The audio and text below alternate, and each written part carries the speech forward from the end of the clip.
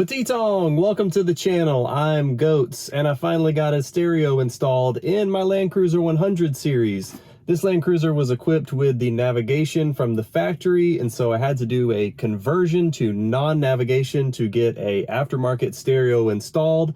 I have a link to that video below. In this video, I want to go over what the total install process was like, getting the new head unit in, putting new door speakers in, running new speaker wire, and also adding a subwoofer in the rear, and linking all of that to an amplifier underneath the passenger seat. Here's what we're installing in the Land Cruiser. We got the Alpine Type S speakers, the ILX 509 Halo display from Alpine, got this Pioneer 5-channel amplifier, and the Kicker shallow mount 8-inch subwoofer. Well, first things first, we got to get this guy out. There's 3 clips along the bottom, 3 on the top, 1 on each side. Just got my interior pry tool. I'm going to start at the bottom and try to pry this thing out.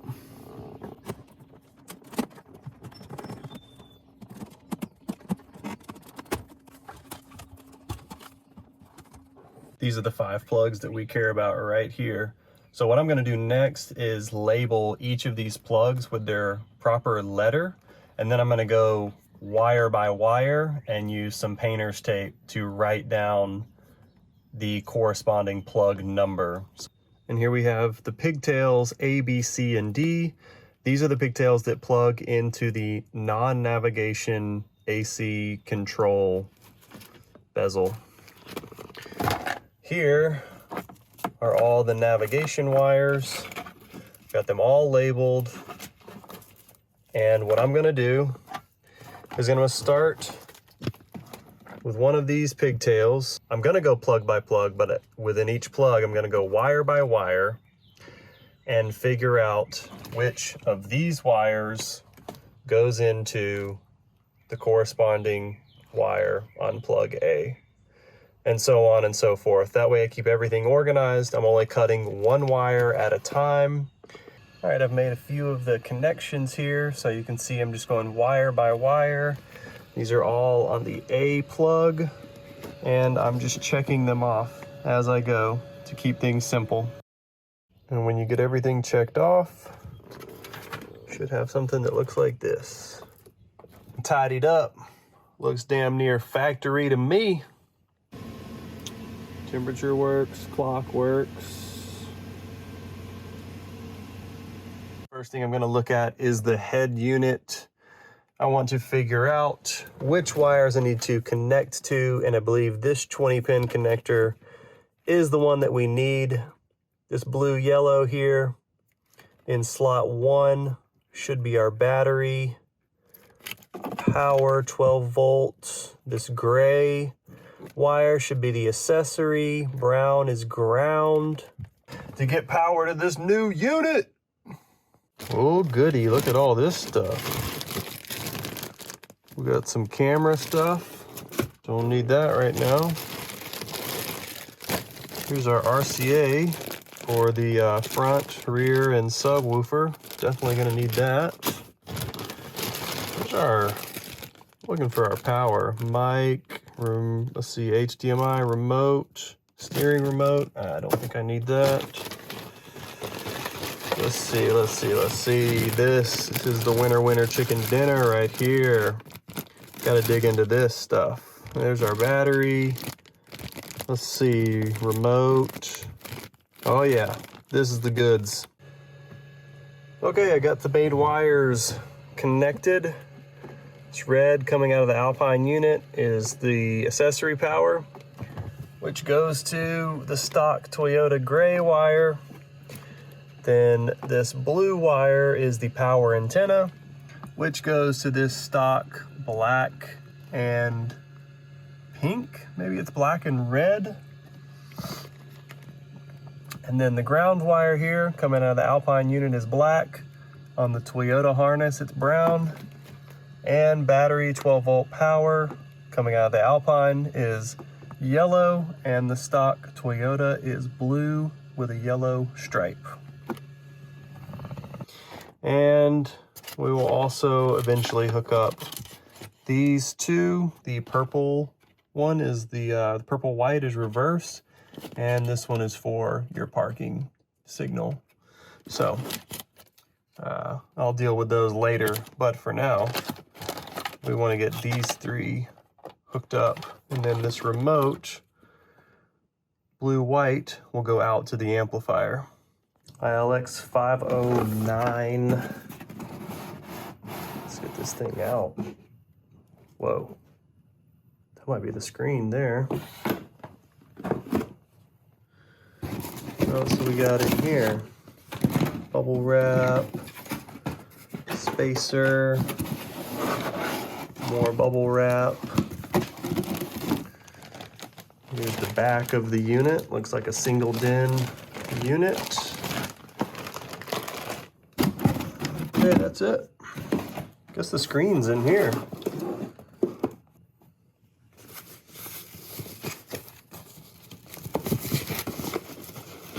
It's in a nice little baggie.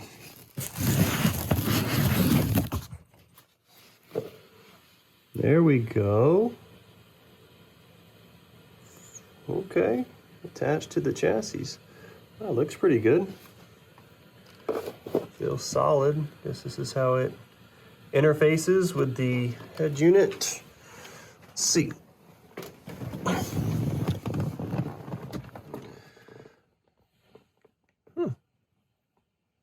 think it's gonna look nice in here.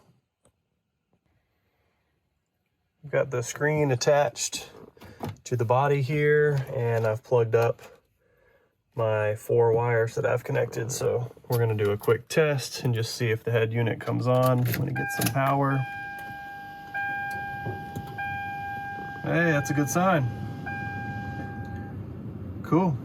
All right, now that we got these wires set up for the new head unit, the next thing I want to do is go ahead and prepare for the amplifier. So my Land Cruiser has the factory amplifier up under this passenger seat here and the navigation unit. So I'm going to remove the passenger seat. You just got 4 bolts, 2 on the front, 2 in the rear. Take that seat out. And I'm also going to work on getting this center console insert removed. And there's plenty of videos out there on how to do that, but the gist of it is it's only held in with clips. You put your shift knob in drive, unscrew your high and low knob for the 4x4, and you should just be able to lift straight up. You've got some wires connected here for your seat warmers, and there's a wire over here by the shift knob that you want to be mindful of not to rip. If you're not doing an amplifier install, you can get this kit right here from Metra 708116. This is an amp bypass kit. So Crutchfield sent this to me free of charge with the purchase of my head unit once I specified what vehicle I would be doing the install on. But I'm not going to use this. This is an option though for you if you don't want to deal with putting in a new amp, you don't care about messing with the door speakers that much, you can simply get this bypass kit. You've got these covers that protect the bolts for the seats. As you can see here, I've made a mistake.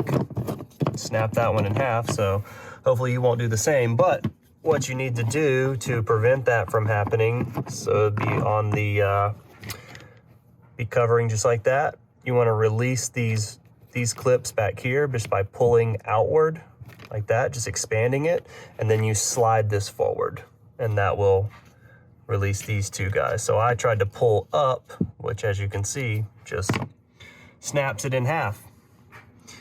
Then you get access to your bolts.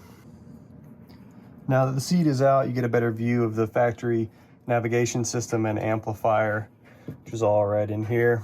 So gotta take this panel off. There's a few bolts that we can use here to remove these brackets and get these units out. Make space for the new amplifier right here. Okay, we got everything removed. So the top unit over here was the nav unit, and the smaller box under the carpet here is the amplifier.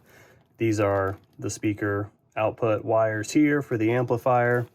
So if you use that bypass kit, I imagine you have to do something with this. You know, maybe this plugs into the Metra kit just to skip the amp, but we're not dealing with any of that. I'm also running new 14 gauge speaker wire to all my doors, so I'm not going to use these wires. You could use them if you're not using like higher wattage speakers that don't really require a lower gauge. Then you could just use the existing factory wiring. Like it seems to be a decent gauge wiring from the factory, you know, even like much bigger than this is, so you could still use that. But we've got this Pioneer 5-channel amplifier. This should push 75 watts RMS to each door and 350 watts RMS to the subwoofer. So I'm going to unbox this now and see how it fits in this space and see if I need to mount it in any particular way. Just get a fitment. And here it is out of the box, and it fits pretty nice in that little compartment.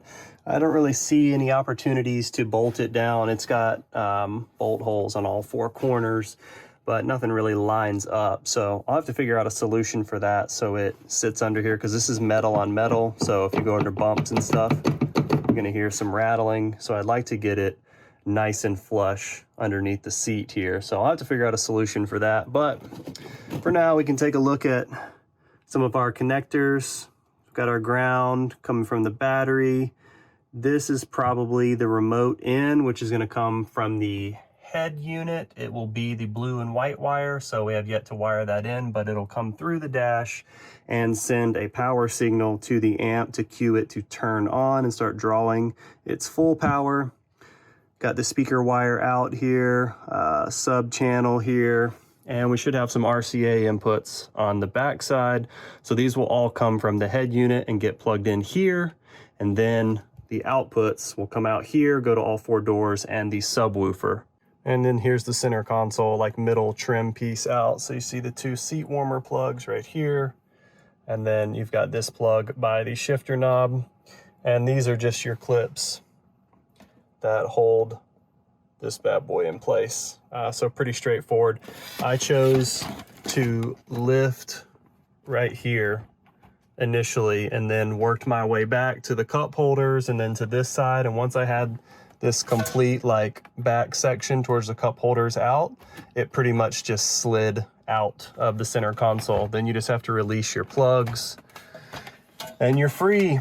And then you can get access to a bunch of dirt and dog hair and stuff, which you definitely need for your stereo install. If you don't add a bunch of dog hair, then you lose sound quality. And here are the RCA cables I got from Crutchfield. So these are the reference RCA cable. Seem to be pretty good quality. I'm gonna go ahead and label these. So I'll put a piece of tape around each end so I know which is the front, which is the rear, and which is the subwoofer. It'll just make it easier on me in the future since it'll be funneled down through here to the sub and back to the head unit.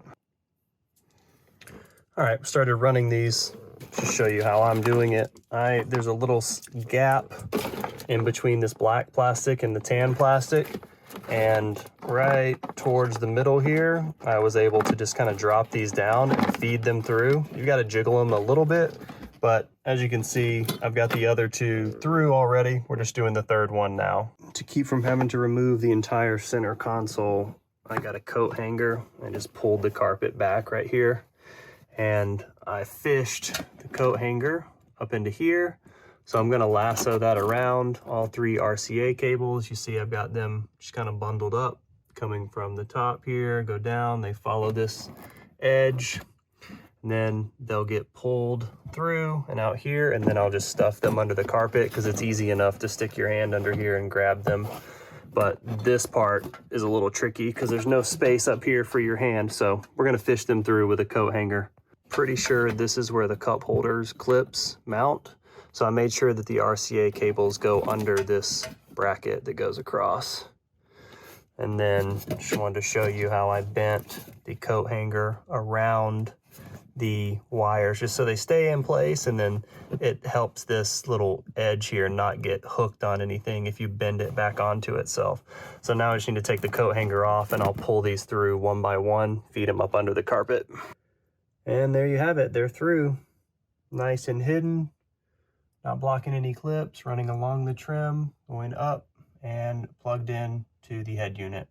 All right, so now that we have our signal coming from the head unit, the next thing I want to do is go ahead and start taking off these door panels. I have a video on that, so I will link to that in this video, but I'm not really going to show how to do that because you can just watch a 2-minute video. It's pretty straightforward to remove these door panels. I'm going to go ahead and take off all 4 door panels now. First door panel is removed. I'm removing this lower trim panel here along the door. Got 3 clips that you want to pay attention to because they're probably going to be pretty fragile. So I recommend having a tool like this, which is a clip removal tool. And what I did was wedged it up under, popped, popped, popped, and it came out pretty easily. Okay, I also took off this passenger kick panel because I want to feed my wire through that rubber grommet right there into the door. So what I did was I took a coat hanger, filed down the edges so it was super smooth to prevent it from snagging on anything. What I did was I fed it through the boot. You can kind of see there, camera's not really wanting to focus. And a little bit of soapy water helps. Just put soapy water on the coat hanger so it slides through easier. Just about ready to pull the wire through. And this is what I did. I cut a tiny slit in between the speaker wire with a razor and then put the coat hanger in between the 2 wires and then fed the wire to where it kind of follows the coat hanger and then taped it up. And what I'll do is I'll put soapy water along this speaker wire to help it pull through the door and out into the kick panel. The plan was a success. The soapy water really helped and it pulled through the grommet there. I've got the factory speaker bracket here off the door, and I'm pretty sure I'm gonna have to take off these 2 plastic tabs to mount the new adapter plate for the Alpine speakers. Can't really get anything to line up, and if these are out of the way, I think it'll be a lot easier. So I'm gonna grind these off and try to start with a flat surface all the way around. All right, I got the tabs grinded off, but this still doesn't really line up. This is the adapter bracket that comes with the speakers from Alpine and is pretty useless for Toyota. So I don't know if there is a Toyota specific bracket out there. There might be an aftermarket one, but I don't want to wait on that. I'm already fully involved in this install. So what I figured out is that the Alpine speaker just about lines up with these holes, but it's just slightly off. So I think what I'm going to do is grind off some of the tabs on the Alpine right here where it's flat. I'm just going to cut this hole, this lip out, do that for 4 holes and screw it down. Speaker is mounted in the frame and it's not going anywhere. So you can kind of see it's like right on the edge. All 4 of these. Some of them are like holding more metal than others, but that's like the best alignment that I could get, and it's in there solid. It's not going anywhere, so should be good. Just use the factory bracket just like that. All right, I want to talk to you about how I mounted the new Alpine tweeter to the factory location. So this is the factory bracket and tweeter, and you can actually use this to mount the new tweeter and keep everything nice and clean. So you've got a little 7mm nut on the back here that has to come out, and that will allow this tweeter to come off of this brass colored bracket. Once you've done that, you have to take apart this tweeter, and you can start on the back, just turn it clockwise. It's kind of stiff. That back piece comes off, and then tweeter comes out. So you've got these different frame pieces you don't need. And then you can remove this grill by, again, just turning it counterclockwise, and you'll feel it click. So now it's loose because I've already unclicked it. So now the grill is removed and I'm left with just this tiny tweeter. So I guess if you had a different vehicle, you could use all this extra stuff, make it look nice if you're mounting it in the dash or something, or in an A-pillar. And then all I'm using to mount it is a 3M command strip. And I've already done one and it's on there like cement. It doesn't move at all. So I took this tweeter off, and then what I do is I line up this little circle on the back of the new tweeter with the hole where this nut and bolt are, and just stick it on there. And you can see that it's like, they're about the same size. They might actually be the same size. And so this allows for the factory tweeter grill to cover the tweeter, so it keeps it looking stock. And there you have it, just so you can kind of see. Just centered it up, pressed it on with the 3M tape, and it's on there. I got the Alpine tweeter mounted in the factory location. One door down, 4 to go. For the rear doors, I got to get this center pillar off, so I just wanted to show you real quick what all it entails. You got to pull back the weather stripping here, and then let me go to the other side. All right, so you've got a clip right here on both sides, and you've got a clip right here on both sides. So once you pop those out, you've got to remove this little trim piece, which it just pulls out pretty easily to hold the seat belt. And once you remove those two, you have to grab this upper section and flex this like out, like so. You have to kind of like pull it apart like that, and then you can raise this whole lower center pillar up and it comes right out. Both of the rear door speakers are now installed. All the speaker wires ran inside the cab from the doors to the amplifier. Now I need to power the amplifier. So I've fed this 4-gauge power cord all the way over to this rubber grommet. And there's a nice little nipple on the lower side of that grommet. I just cut the nipple off and again used soapy water and pushed the cable through to the other side and fed it to the amp. All right, with all the door speakers wired up, the final thing to do is take care of this mess here. So I got to plug the RCA cables into the amp, put all the speaker wires going to the door in the amp. I've got my big 4-gauge power cable. I've got to run a ground and the remote switch. Then we should be good to test this system out. This is what it looks like when you have everything wired up. Got your power cable, remote in. This sends a low voltage signal from the head unit to power the amp. This is the ground. You got subwoofer here is the 12-gauge wire, and then the rest of these 14-gauge wires are the front and rear. On the right side is channel A, and that's the front. Left side is channel B, that's the rear. So all I did was match that up with the RCA cables over here. So the ones that I have wired into the front over here at the head unit, those go into channel A, rear goes channel B, and then the subwoofer channel. And there's my chassis ground for the amplifier. There's a few connections down here at the amplifier that I want to point out for the 2001 Land Cruiser with navigation.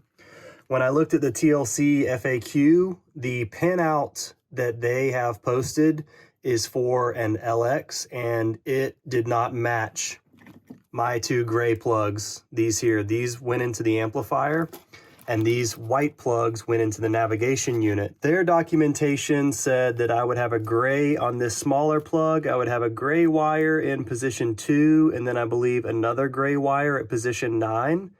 My position 9 is open, there's nothing there. And then it said that I would have a power, which is in position 1 right here that I cut, that I would have to go over to this connector in some pin. But I don't have those. But what I do have, because I have the navigation unit, is these white plugs. And I notice there's a power plug over here, and there's a gray accessory wire over here on the navigation.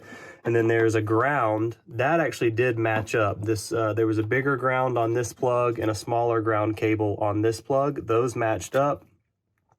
But what I had to do to get everything working was take the 12-volt positive from the battery that was going into the amplifier and mate it with the 12-volt power that was going to the navigation plug. And then same for the accessory wire. The accessory wire came from this smaller plug. It's the gray one, these grays here, and then it went to this pin on the navigation plug here. The reason you have to do that is there is a 12-volt positive like feedback loop down here at the amplifier. And if you don't connect those wires, you will not get any accessory power or 12-volt battery power to the head unit up here. And I want to show you a little caveat up here by the head unit. My Alpine head unit requires a parking brake switch wire, a reverse wire, and a speed wire for GPS, backup camera, and to get into the settings, you have to have the parking brake wired up. I know there's bypasses and stuff. I don't have one of those right now, so I just wanted to get everything hooked up. I was having trouble finding the correct wires, and that's because the wires don't go into the head unit plugs, they go into the navigation plugs. So on my Land Cruiser, this gray plug right here that went into the navigation, it would plug in up top where the nav is. This one had the wires that I needed. So I've clipped red, white right there. That's parking brake. And then this is supposed to be red, black, but it's faded. That was the reverse switch. And this one down here is supposed to be violet or purple, but again, it's faded. That one was the speed switch. So I clipped all those, and then as you can see, I've wired those into the corresponding colors on the Alpine head unit. So the Alpine uses yellow, blue for parking, and it uses violet and white for reverse, and then here's the green, or like teal and white. I guess green and white goes to the violet. So those are important connections so you can get into your settings and set up a reverse camera if you ever want to do that in the future. So these are the navigation brackets that mount into the vehicle, and then you would bolt your navigation to these side holes here. Problem is, these are not designed for a double DIN stereo unit or a single DIN for that matter. None of the holes line up. So you either have to find new old stock stereo brackets that match the non-navigation version of the Land Cruiser, or modify this one. I'm going to attempt to modify it. You see, I have to cut off this leg here because it won't allow the new AC bezel to clip into the dash. It blocks it because it protrudes too much. And then also I'm going to have to drill another hole to mount my head unit here. If you can get your hands on the non-navigation stereo mounts, you'd be a lot better off. But I tried to order those, and I got a message shortly after I ordered them telling me that those parts were discontinued and no longer available. And so as of making this video, this is April 17th of filming this, those brackets are no longer available. So you might get lucky, but you might also have to check eBay or your local junkyard if you want to get the proper brackets and not have to modify anything. My original plan was to have an 8-inch sub in the factory location, but it's a little tricky because you need a shallow mount sub, and I had trouble finding one that would fit and provide the sound quality that I wanted. So I ended up buying a 12-inch sub from Alpine in a ported box, and it sounds amazing. I love having that thing in the car. It's a little big, but I take it out when I go camping. Don't really have to have it all the time, but just for cruising around town, it's great. Overall, I'm really happy with this stereo install. The sound is nice and crisp. This system gets way louder than I ever could have imagined that it would, and it's a huge upgrade over what I had. My door speakers had dry rotted to the point where there was no foam connecting to the inner cone anymore. So it was really distorted, rattled a lot. It didn't have good volume control. It was just a nasty situation. But with this system, that's all sorted out. I feel more modern now. I've got CarPlay and Android Audio, and it's nice having a big touchscreen. It fits well in the bezel too. It looks factory to me. Like, this could have come from Toyota back in 2001. I appreciate everybody watching today. If you like this video, hit that thumbs up button and subscribe to the channel. And I hope I'll see you on the next one. Peace.